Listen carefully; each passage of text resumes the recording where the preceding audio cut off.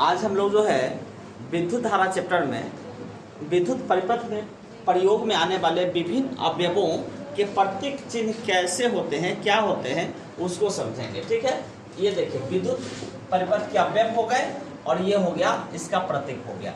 जैसे आपको सेल जो होता है विद्युत सेल, इसका प्रतीक किस तरह का होगा, तो इस तरह का होगा। इसके बाद बैटरी जो होता है, बैटरी का प्रतीक इस तरह सिंबल इस तरह से होगा।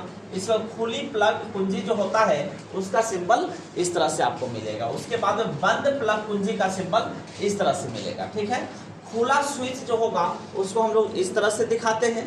उसके बाद बंद स्विच को हम लोग किस तरह से दिखाते हैं, तो इस तरह से दिखाते हैं। उसके बाद आपको बिना संधि के तार क्रॉसिंग जो होगा, बिना ज्वाइंट के, उसको हम इस तरह से दिखाएंगे। ठीक है, उसके बाद आपको बल्ब को हम परिपथ में इस तरह से दिखाएंगे, ए मीटर को परिपथ में हम इस तरह से दिखाएंगे, वोल्ट मीटर को हम परिपथ में कुछ इस तरह से दिखाएंगे, और प्रतिरोधक जो होगा उसको हम लोग परिपथ में इस तरह से दिखाएंगे। जैसे मान लेते हैं कोई परिपथ है, अब उसको हम इस सब को दिखाते हैं किस तरह से, जैसे ये हो गया परिपथ हो गया। ठीक है, अब इस परिपथ को देख करके बताना है कि इसमें कौन किसका जो है सिंबल है, कौन किसका जो है सो सिंबल है। ठीक है, अब ध्यान से देखिए।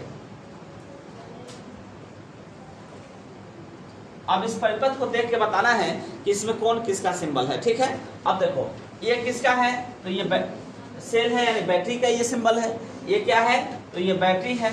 ये क्या है, तो ये बैटरी है।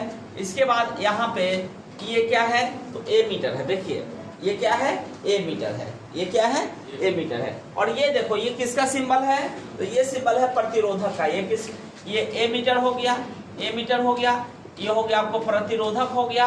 और ये किसका है, तो प्रतिरोधक में बल्ब जुड़ा हुआ है, समझे। और ये क्या है, तो यह है आपको खुला स्विच। कैसा स्विच है, तो खुला हुआ स्विच है। ठीक है, तो ये सिंबल अगर आपको समझ में आएगा तो कहीं भी डायग्राम होगा वहां पे आपको समझने में मदद मिलेगा। ठीक है, थैंक यू, धन्यवाद।